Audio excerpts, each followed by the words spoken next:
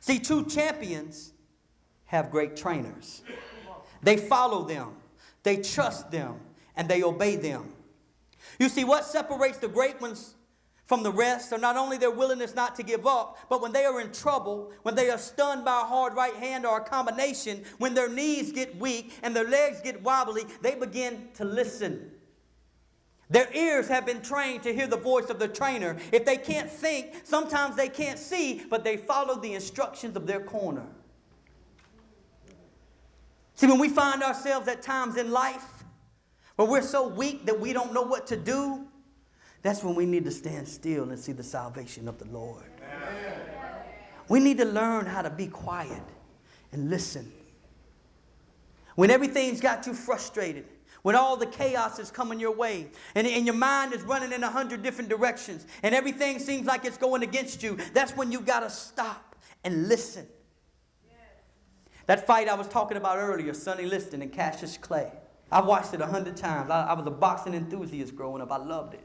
I used to like them old fights. I love them old fighters. Sonny Liston was a bully. Spent most of the time he learned how to box in prison. He was a mob fighter. You know, he was just a bully. You know, that's what everybody thought. He was mean. Nobody liked him. He was just a bully. He was mean. Cassius Clay was this little kid from Kentucky. Bright skin, loud mouth, fly like a butterfly, sting like a bee. He was always talking. People didn't like him either because they said he talked too much. Back then, people were like, you know, you wasn't real arrogant. Now everybody's arrogant. You know what I'm saying? They thought he was arrogant. You know what I'm saying? But he talked a lot. He kind of ruffled people's feathers.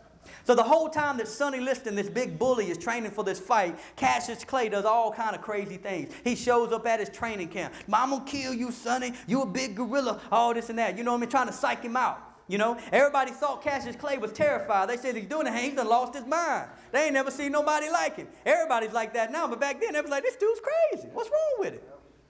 He's showing up at the training camp. And Sonny Liston just saying, oh, he's scared. I'm going to kill him. I'm going to kill him. He was like an 8-1 underdog, Cassius Clay was. Little young guy. You know, he didn't fight like any other heavyweight.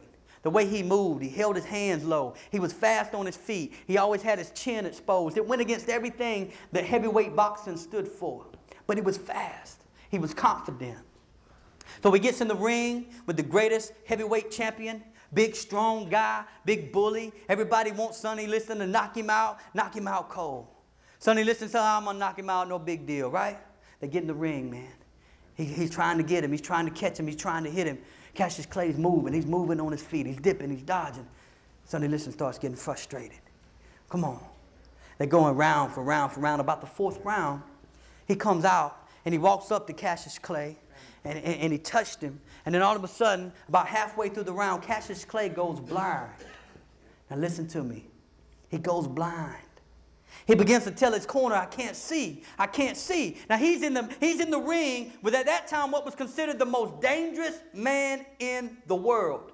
That's what they called Sonny Liston. The most dangerous man in the world. How would you like to be in a 10-foot by 10-foot with the most dangerous man in the world coming at you and you can't see? Now listen, and you got people hollering, people cheering. Come on, everybody's cheering and hollering, and you can't really hear, you can't see. All of a sudden you go blind. Cassius Clay had been trained to do this. He had a trainer that taught him how to listen. Getting ready for number 5. Something wrong with Clay now. Something wrong with Clay. Something wrong with Clay. I see that, Joe. His eyes are bothering him. Ladies and gentlemen, we don't know exactly what happened. They're yelling from Cassius Clay's corner. Something got in his right eye. However, he's blinking badly. Sonny's going to try to part on. Still having some problems with his eyes. He's blinking and he's bouncing away continually. He came back. He fought the whole 5th round blind. He couldn't see.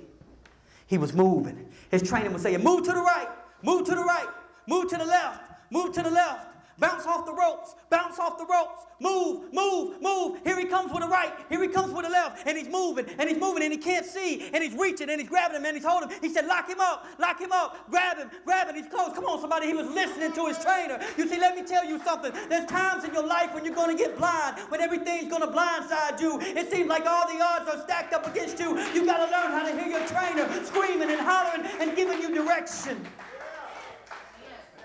Cassius Clay came back the 6th round and beat Sonny Liston so bad he wouldn't come out for the 7th. The champion of the world, the baddest man in the world, refused to get off the stool. I'm about to tell you something here tonight. There's going to be times in your life where the enemy's going to come at you. The world's going to come at you. Situations are going to come at you. Circumstances are going to come at you. But if you'll just keep on fighting, if you'll just hear the voice of God, eventually he won't even come off the stool no more.